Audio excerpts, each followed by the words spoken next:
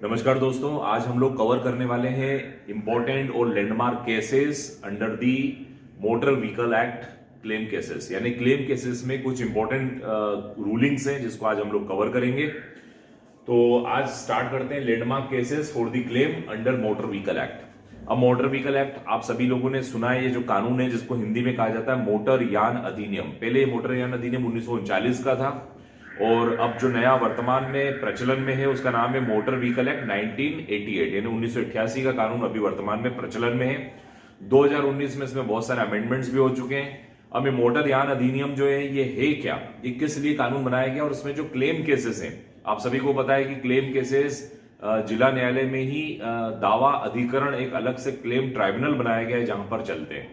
तो स्पीडी उनका डिस्पोजल तेजी से हो और जो विक्टिम है, पीड़ित हैं, जो लोग दुर्घटना के शिकार हुए थे या जिनकी मृत्यु हो गई थी, जो स्थायी रूप से निर्योग्य हो गए या आंशिक रूप से निर्योग्य हुए, तो those party who got death, तो उनके एलार्स को यानी लीगल रिप्रेजेंटेटिव्स को, या जिनको परमानेंट डिसेबिलिटी हुई थी उन लोगों को मुआवजा त्वरित रूप से तेजी से मुआवजा देने के लिए क्लेम ट्राइब्यूनल का एस्टैब्लिशमेंट किया गया।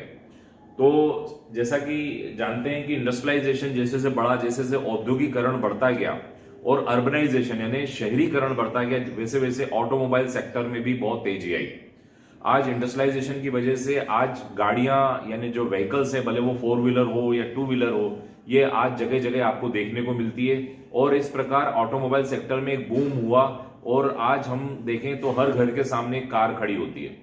शहरीकरण होने की वजह से, औद्योगिकरण होने की वजह से ऑटोमोबाइल इंडस्ट्री की तेजी से ग्रोथ हुई और हर घर के सामने कार है, यानी हर व्यक्ति के पास व्हीकल होता है। और इस व्हीकल्स के लिए, सेफ्टी के लिए, रोड के रूल्स के लिए एक प्रभावी कानून की आवश्यकता महसूस हुई और उस कानून का नाम है मोटर व्हीकल एक्ट। तो मोटर व्हीकल एक्ट वर्तमान में जो चल रहा है वो 1988 का एक्ट है, 1988 का एक्ट है। और ये मोटर व्हीकल एक्ट में जो है वाहनों के रजिस्ट्रेशन यानी पंजीयन की बात की गई कि हर वाहन का पंजीयन होगा, हर वाहन का एक पिक्यूलियर नंबर होगा जिसे हम रजिस्ट्रेशन नंबर कहते हैं, आरसी बुक भी कहा जाता है। परमिट, बड़े जो हेवी व्हीकल होते हैं उनको परमिट्स वगैरह जारी होंगे, परमिट्स की बातें भी मोटर व्हीकल एक्ट में की गई है। लाइसेंस, गाड़ी चलाने के लिए लाइसेंस होना चाहिए, लाइसेंस की बातें की गई है। और उसके लिए क्लेम्स, और उसमें क्लेम भी बताया गया कि यदि मोटर व्हीकल से यदि किसी व्यक्ति को दुर्घटना होती है तो उसको कैसे मुआवजा मिलेगा। तो ये सारी बातें करने वाला जो अधिनियम है, जो कानून है, उसका नाम है मोटर व्हीकल एक्ट। अब व्हीकल जो है, सबसे पहले हम व्हीकल को समझ लेते हैं। जो व्हीकल यानी जो वाहन की बात हो रही है, तो वाहन जो है इसको डेंजरस वस्तु माना गया है, मतलब एक खतरनाक वस्तु माना गया है। जो व्यक्ति वाहन चला रहा है और एक व्यक्ति पदयात्री है, फिर भले पदयात्री की ही गलती क्यों ना हो, वाहन वाले की लायबिलिटी मानी जाती है। तो वाहन को एक खतरनाक वस्तु माना जाता है। यदि आप उस खतरनाक वस्तु को लेकर रोड पे चल रहे हैं, पब्लिक प्लेसेस पे चल रहे हैं और उससे कोई दुर्घटना अराइज होती है, तो इस स्थिति में वाहन मालिक यानी जो वाहन का चलाने वाला या वाहन का जो मालिक है उसकी लायबिलिटी मानी जाएगी, यानी उसका दायित्व होगा।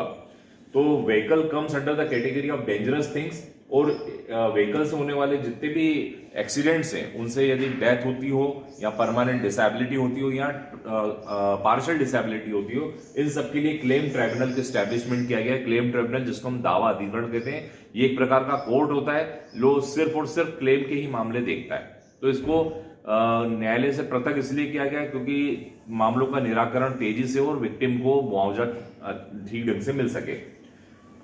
आज हम लोग कवर करने वाले हैं principle of no fault liability. ये नो फॉल्ट लायबिलिटी क्या है, यानी वाहन का मालिक अथवा वाहन को चलाने वाला ये नहीं कह सकता है कि मेरी तो कोई लायबिलिटी नहीं है क्योंकि मैंने तो कोई गलती नहीं की। ऐसा नहीं है। नो फॉल्ट लायबिलिटी का मतलब ये है कि व्यक्ति ये नहीं कह सकता है कि मेरी गलती नहीं थी, आपका व्हीकल है और आपसे एक्सीडेंट हुआ है तो आपकी लायबिलिटी राइज होगी, भले ही आपका फॉल्ट हो या ना हो, ये इररिलेवेंट बात होगी।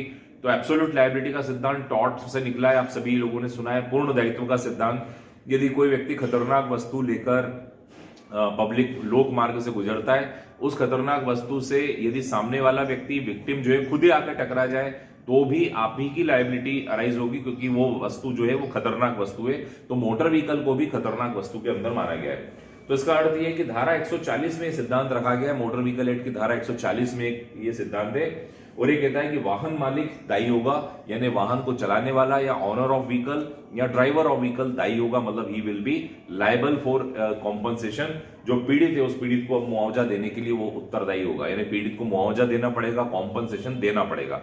ये धारा 140 में principle of no fault liability इसको कहा जाता है। पीड़ित कौन है? जिसकी डेथ हो गई हो या तो उस दुर्घटना में उसकी मृत्यु हो गई तो उसके एलआर को देना पड़ेगा। एलआर मतलब लीगल रिप्रेजेंटेटिव्स को मुआवजा देना पड़ेगा।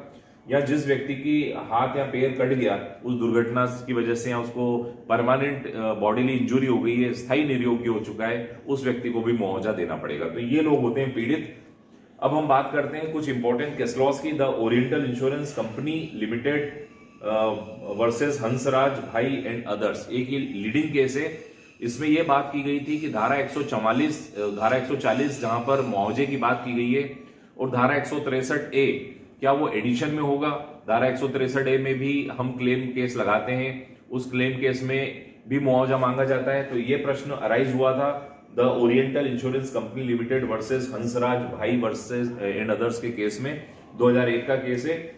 तो इसमें न्यायालय ने कहा कि सेक्शन 163A का जो क्लेम है ये जो 140 के एडिशन में होगा, इस प्ली को कोर्ट ने रिजेक्ट कर दिया था। यानी कोर्ट का ये कहना था कि 140 में अगर आप मुआवजा मांग रहे हैं और 163 में क्या उसको एडिशन पे माना जाएगा, तो इस प्ली को न्यायालय ने रिजेक्ट किया था। दूसरा केस लॉ है United India insurance company limited versus Karamchand, 2011 का केस है। United insurance company limited versus Karamchand, all victims, ये कहता है कि थर्ड पार्टी इंश्योरेंस में, जो थर्ड पार्टी इंश्योरेंस होता है उसमें एक व्हीकल से जितने भी लोग अगर इंजोर्ड हुए हैं तो all individual will come under the third party claim. ये कह रहा है कि all victims fall under the third party insurance में कंपनी लायबल होगी। जितने भी लोग उस एक्सीडेंट से क्षतिग्रस्त हुए हैं, जितने भी लोग उस एक्सीडेंट से पीड़ित हुए, उन सभी को मुआवजा देने के लिए थर्ड पार्टी में कंपनी लायबल होगी। तो ये है मित्रों दो इंपॉर्टेंट केस लॉज जो आज हम लोगों ने कवर किए। ये है लैंडमार्क कुछ केसेस मोटर व्हीकल एक्ट और क्लेम के बारे में। I hope you enjoyed this lecture. कृपया चैनल को सब्सक्राइब करें। Law easy. Thank you so much.